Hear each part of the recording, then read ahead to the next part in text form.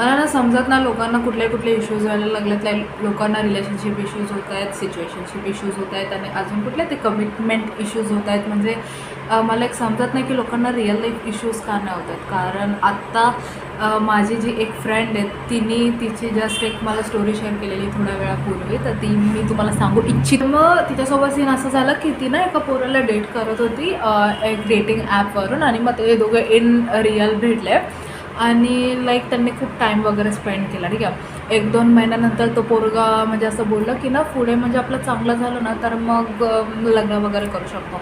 तर त्या दोघांची होती इंटरकास्ट. तर मग तो पोरगा ना काही महिने झाले, अजून 4-5 महिने, आणि तो बोलला की ना अरे यार मी ना लग्न नाही करू शकत, म्हणजे मी तुझ्याशी लग्नाची कमिटमेंट नाही करू शकत किंवा रिलेशनशिपची कमिटमेंट नाही करू शकत, अशी कुठलीच तुला कमिटमेंट नाही देऊ शकत मी. तो डायरेक्ट असं तिला बोलला की मला कमिटमेंट इश्यूज होत आहेत, इश्यूज.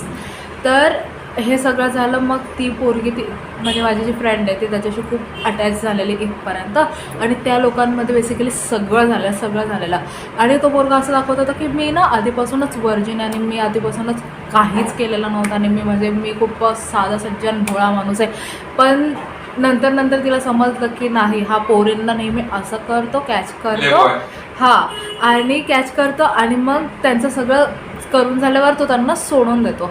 ठीक आहे. तर मग तिला मी बोलली की जर तुला एवढंच होत आहे, तो कमिटमेंट नाही देत तर